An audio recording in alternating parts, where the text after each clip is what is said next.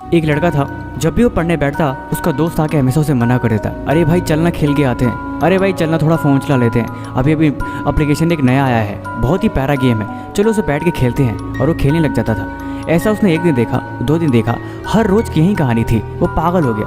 बोलता है भाई तुझे क्या हो गया है, मैं जब भी पढ़ने बैठता हूँ तो आ जाता है, किसी न किसी बहाने से तेरी मुझसे कोई दुश्मनी है क्या? तो उससे बोला दुश्मनी तो नहीं है, पर पता नहीं क्यों मुझे अच्छा नहीं लगता तो पढ़ने बैठता है। और उसने पूछा ऐसी क्यों, तुम्हें बड़ा मेरी पढ़ाई से क्या प्रॉब्लम है? उसने बताया कि तेरे पापा गरीब हैं, बहुत मुश्किल से रोजी रोटी करके अपने घर का गुजारा बसर करते हैं, तेरी माँ दिन भर खाना बनाती है, झाड़ू पोछा करती है, लेकिन फिर भी मैं देखता हूँ कि वो तुम्हारे अंदर कोई कमी नहीं करते, हर एक चीज़ हर एक ज़रूरत तुम्हारी पूरी कर देते हैं, जैसे भी करके। अगर पैसों की कमी भी होती है तो कहीं ना कहीं जुगाड़ कर ही लाते हैं। तो कहता है यार ये तो अच्छी बात है ना, मेरे माँ बाप है, मेरे लिए कर रहे हैं क्योंकि मैं उनका लड़का हूँ, वो मुझसे उम्मीद रखते हैं, वो हमेशा मुझे अपना मानते हैं, इसीलिए तो तैयारी करते हैं ना, ये तो अच्छी बात है, मुझे तो पढ़ना चाहिए। वो बोलता है नहीं, खबरदार जो तूने मेरे सामने पढ़ाई करी तो तुझे बिल्कुल पढ़ने की ज़रूरत नहीं है, यार क्यों हमेशा पढ़ता रहता है, जब देखो तब अभी पढ़ाई, कल पढ़ाई, शाम को पढ़ाई, और भी चीज़ें होती हैं ज़िंदगी में यार, ऐसे थोड़े पढ़ा जाता है बार बार। वो उससे गुस्सा आ गया। बोलता है यार तू क्या करता रहता है, ये किस तरह की बातें कर रहा है, ये क्या तरीका है, तू मेरा दोस्त है या दुश्मन है? मैं जब भी पढ़ने बैठता हूँ, जहाँ पढ़ने बैठता हूँ, तू कहीं ना कहीं से आ जाता है और हमेशा हमेशा तू मुझे डीमोटिवेट करता है, ऐसा क्यों? क्यों? क्या दुश्मनी है तुझसे मुझसे? सच सच बताओ तू कौन है?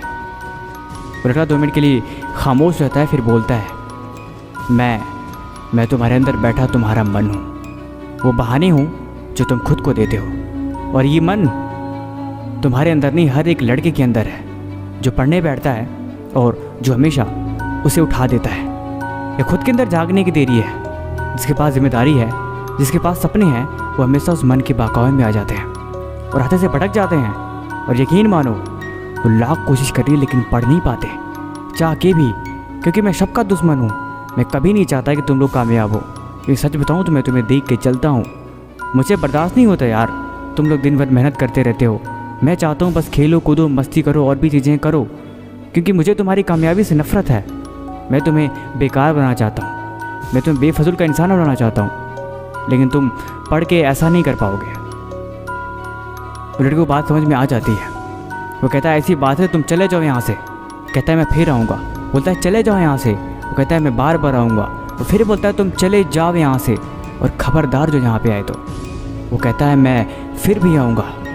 ऐसा करते करते लगभग 10 मिनट तक दोनों लड़ाई होती है, लेकिन आखिर में उसके ज़िद, उसका पागलपन, उसका जुनून, उसका सपना जीत जाता है और वो फिर से बैठ जाता है पढ़ाई करने।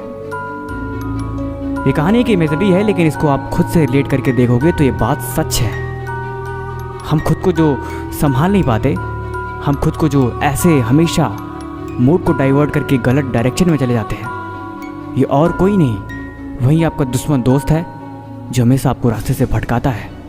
अगर आप इसे नहीं डांटोगे, अगर आप इसे कंट्रोल नहीं करोगे, तो आप इसे दोस्ती बने रहोगे और ये हमेशा आपके लिए बुराइयां खड़ी करता ही रहेगा, और आप अपने वक्त और हालात पे ऐसे ही बस तरस खाते रहोगे और बाद में पछताओगे भी कि यार ये मैंने क्या किया। लेकिन उस वक्त आपको कोई फ़ायदा नहीं होगा, सिर्फ और सिर्फ बैठ के रोओगे, पछताओगे।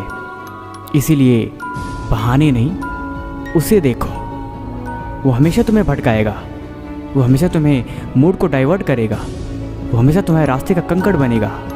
वो कभी नहीं चाहेगा कि तुम पढ़ो, वो कभी नहीं चाहेगा कि तुम कामयाब हो। लेकिन जब भी ऐसा नौबत आए, उसे डांट देना। अगर तुम डांट नहीं पाए तो तुम हार जाओगे और उसके बाद तुम कामयाब नहीं हो सकते।